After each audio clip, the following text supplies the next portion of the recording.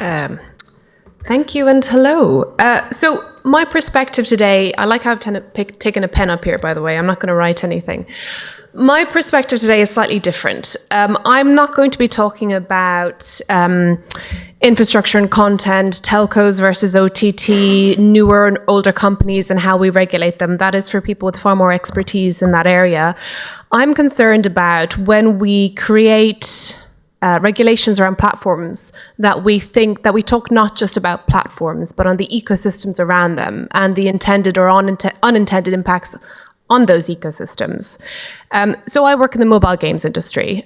Just to give you a little 101 in games, by 2013, the global games industry, not just mobile, was already twice the size of the film industry. So it's pretty large. You're welcome. King is a mobile games company. We were founded between London and Stockholm in 2003. We have about 314 million monthly active users all over the world, but most of our offices and people are employed here across Europe. We're one of the top gaming companies in the world. And mobile games, I meet a lot of regulators who say, well, look, I don't play games, my kids do. Mobile games are not just applications that help you, survive the bus journey or the train journey to work. I live in London, so that's a real thing. They're a key driver of Europe's tech economy. It's actually one of the few sectors where we can confidently say that Europe is a leader.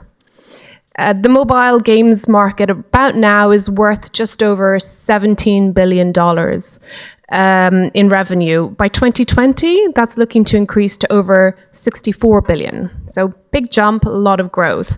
It's a big and it's a growing pie. Europe already has a successful games industry with companies both large and small. And there's a great potential for us to grow that bit of the pie. So that's my sector. Where do platforms come into this? There's a lot of talk in policy circles about the app economy. So app stores are... Oh, sorry, am I too loud? Okay, too eager. App stores are our route to market, basically. They're the platform that I'm concerned about in my day-to-day work. The app economy last year in Europe employed about 1.64 million people, and that's comparable to about 1.66 in the US. So we're doing pretty good. I think in the tech world, we like to compare ourselves a lot to the US and find ourselves lacking. Well, in the app economy, we're doing a pretty good job. There are low barriers to entry, and it's characterized not just by a few big companies, but a lot of SMEs, which is a thing we're quite good at in Europe. So it's an important part of the digital economy.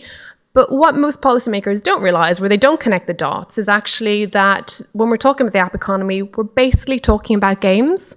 Last year in the iOS App Store, games generated about 75% of revenue. In Google Play, it was about 90%. So again, a big part of that pie. So why am I so concerned and talking to you here today about the app economy and platforms?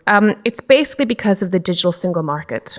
We want to build a thriving digital single market in Europe. What does that mean? It means more jobs, more and better services for consumers, and it means that we're preparing for future changes in the economy and the workforce. That's great. You look at the DSM in practice. Most of the proposals are really directly or indirectly about platforms. So we have platform to business, consumer refit, e-privacy, copyright, AVMS directive, geo-blocking, portability. There's a trend here. There's a lot of platform stuff. And that's just the EU initiatives. There's a lot going on at national level as well if we're talking about things like hate speech and transparency. A lot going on at the same time. My question is, when it comes to regulation, are we being smart enough? Are we actually connecting the dots? Who's supposed to be connecting those dots? So because it's not just about platforms, it's about the ecosystems. If we're doing business on the internet, it's all connected. Are we doing the right type of impact tests on the regulation that is coming out almost on a monthly basis around the DSM?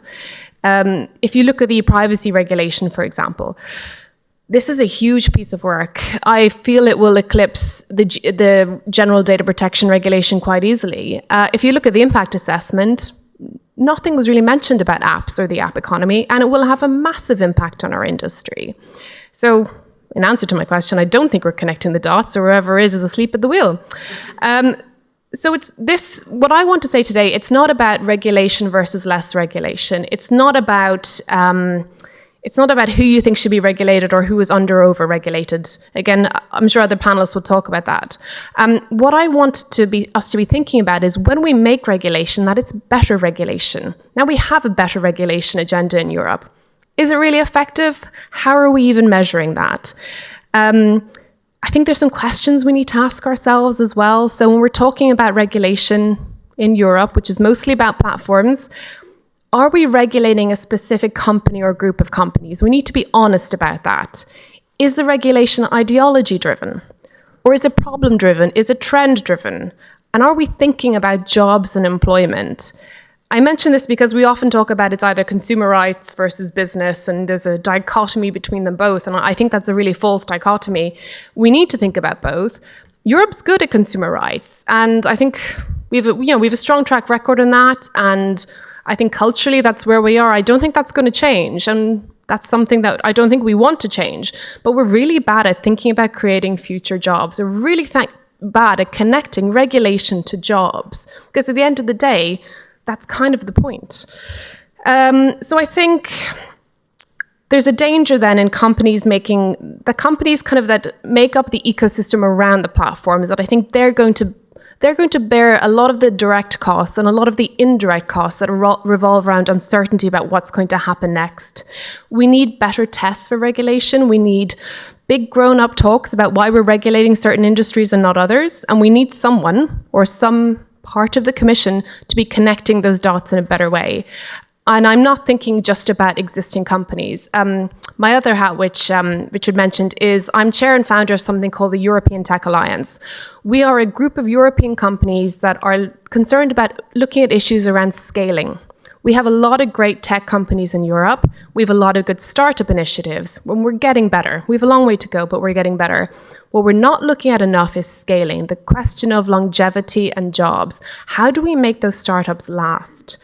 How do we create more SMEs in the digital economy? How do we create the next Google here? It could be here right now, it just needs to scale, but we're not looking at those in enough detail.